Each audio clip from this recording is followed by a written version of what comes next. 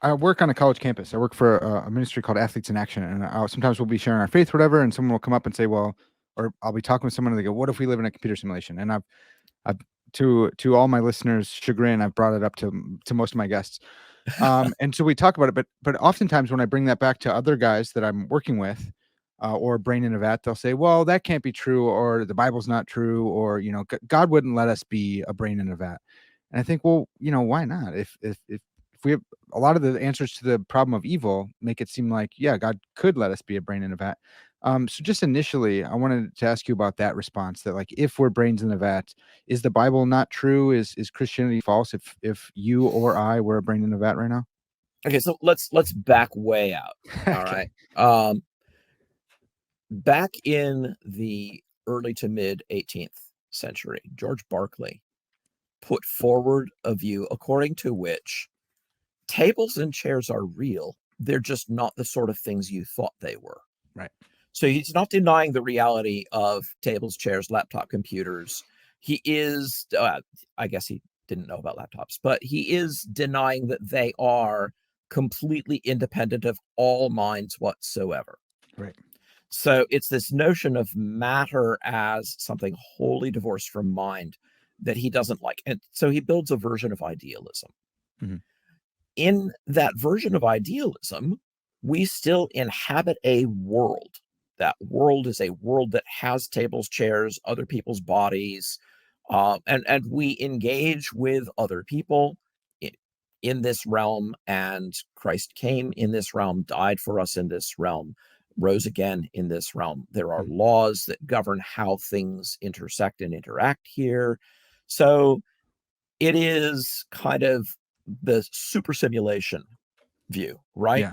There just aren't bodies. You thought that there were these things that would retain all their properties if they weren't elements in any mind whatsoever. That Berkeley thinks is nonsense. He has his reasons. We don't have to agree with them to Yeah. understand what he's laying out. Couldn't someone I have don't just think, like kicked a stone or something and said, "Look there, I refuted this," or yeah, kicked a what? Yeah. Yeah, dear Samuel Johnson, love him, but not perhaps his finest moment as an epistemologist. Right. Um, so what we have there is a situation where all of the claims that you would want to make about the way that the world is and Christianity, as long as they don't invoke the existence of mind independent matter, Berkeley's right there with that, and they're all Mm. true. And so Yeah. I think in that kind of a simulation, if you want to call it simulation, um, Berkeley's translation of all of the central historical claims of Christianity, as well as the doctrinal ones, would still be true. Yeah. So the question, is there mind independent matter, is not one on which the gospel per se must force us Right. to a realist position. I am myself a happy realist, Yeah. and I think Berkeley is wrong. Okay. But I want to say, there's, depending on how you're going to lay this out, there is scope for some of these things. Now, there's nothing deceptive in Berkeley's view about this metaphysical backdrop. Mhm. God is not deceiving us. After all, in order to think about mind independent matter, we would have to be making cognitive mistakes. And so it's our fault if we get all tangled up in the Lockean view. It's not God's Right. fault. Yeah. When you pull back from that and you do something like, you really are just a brain soaking in a vat of nutrients with thousands and tens of thousands of electrode leads coming off and running back to a computer programmed by a super scientist. I guess what I want to say is, um, this is why we make a distinction between reason beyond all possible doubt and proof beyond all reasonable doubt. Mm. Yeah, there are a lot of things that are barely logically possible that don't deserve equal time, even in a philosophy classroom. Yeah. And so I think that there's no reason whatsoever to think that we are being manipulated in this highly deviant fashion, Yeah. any more than that we're being manipulated by a malevolent and vastly powerful Cartesian deceiver. And we don't need to say, as Descartes wants to say, but that would be incompatible with the goodness of God. Yeah. I think instead we can say simple things like, if there is a super scientist manipulating the inputs that I have experientially, um, why does he make it look like this, like a world like this? Hmm. How's it going to look when I go out into the kitchen and I search around for lunch? And if the answer is just exactly the same as it would have looked if there were a real physical world, then honestly, the scenario is piggybacking on the content Yes, of realism.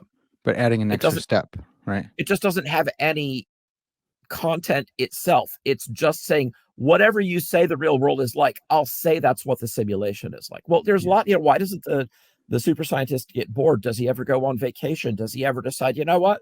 I'm just going to make everything in the refrigerator look like cotton candy for the next 24 hours. Yeah. Why what I have, which holds together really well within a realist framework, than what I could have had, which is any number of different things. Yeah. Yeah. I want to maybe just hedge off some of the atheists listening who would say, well, then we'll just make that move with theism and say, well, we have this real world. Why add? Doesn't the creator get bored or anything like that? But that's a different scenario because we have different arguments for God's existence. But adding another rational agent in between God and us is a different story that we can just cut that out. Yeah, Does when you that sound right? add a wheel to the mechanism that's not connected to any other part of the mechanism, that wheel really is just extra. Okay. But I guess the short way of replying to that would be, not every way of simplifying your ontology by cutting some entity out of the loop is actually rationally desirable. Yeah. So, what if I say to you, yeah, well, you don't believe that Tom or Dick or Harry is president of the United States. I just go one president further. I don't think there was an Abraham Lincoln. Yeah. Okay, so all Lincolnism. My ontology is now leaner than yours, Parker. I Yeah. win. Yeah. Wait a minute. How are you going to make sense of the American Civil War without Abraham Lincoln? Right. The supposed gain in simplicity that we gain by kicking an entity out has to be weighed against the trade-off of the explanatory chaos it creates when we omit that thing from our ontology.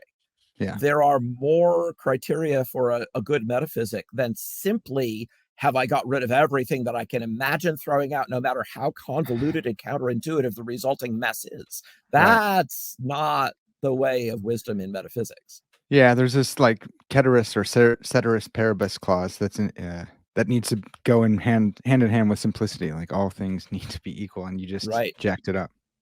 Curiously, this is mentioned even by Galileo when he's talking about systems of astronomy. It's like, but it's not just can we do without this, but can we do equally well without this? And that he goes and talks about this in his dialogues. Yeah. So there's this question of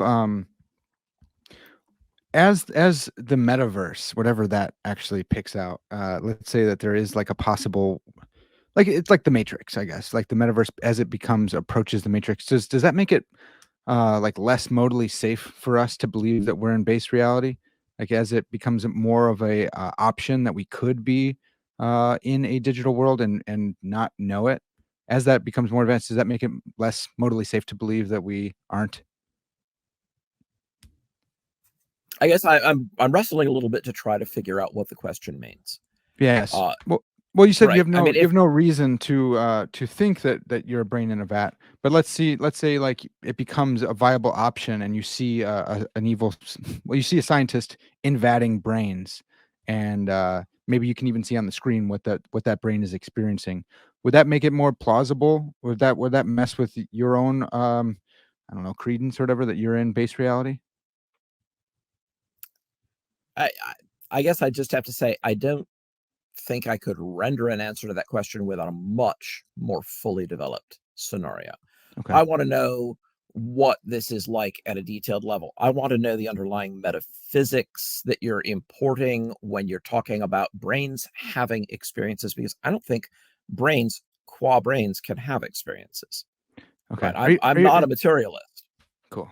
That's good. I'm an old-fashioned dualist. So Nice, man. I like that. Cartesian dualism forever. My friend Richard Fumerton many years ago said to me, what kind of metaphysical view do you find most plausible about the nature of persons? And I said, I'm a substance dualist.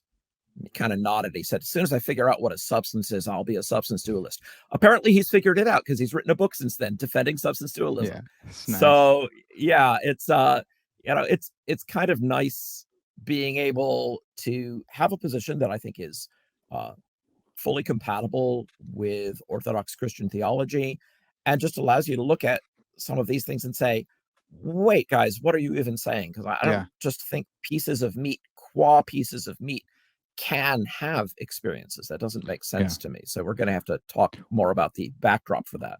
What if it's something more like the Matrix where, it's your entire nervous system in your body, which is, your soul is, I don't even know the language for it, associated with or connected to or whatever. Like, there's no reason for your soul to be disembodied in this case. Yeah, Wh- I'd really like to see, like, okay, just what and how extensive is the information Mm, that there are people who are really in the matrix? We're not just talking about normal people dreaming now, right, right? We're right. talking about something with the computational resources to produce a wide range of experiences as of interactions among the different individuals, thus slaved up to the Right. matrix. Yeah, I'd like give me a full story. Yeah. I have time. I'll wait, build it out, and give it, give it the kind of verisimilitude that I would need to be able to evaluate even what's being brought in as evidence. I think we often jump too quickly to say, ah, right, okay, I see the consequences of this when someone has barely sketched the beginning of a scenario. Yeah, that's a good point. And we get this with atheists, right? Well, what if there were somebody who seemed to you to be working a miracle by flapping his arms and flying around the room? Tell me more. Well, I mean, he flapped them 7 times and his name was Jim, and I wrote down on a piece of letterhead that I saw it. Tell me more. Do you have the entire national literature of a people across more than 1,000 years pointing to the coming of Jim as the Messiah? Do tell Yeah. me more, show me that literature, give me the historical backdrop. Well, you can't. Mhm. Right, but we think that we can play gotcha by trying to sketch something corny with a couple of strokes, and it just doesn't have anything like the layers and level of complexity and interlockedness that it would have to for us to begin to even talk about, all right, how compelling is this evidence? Yeah, that's a really good point. Mike Humer makes a point in a paper on brain in a vat that as you fill that out more, the probability goes down as well. That Right. you're a brain in a vat, which is fascinating.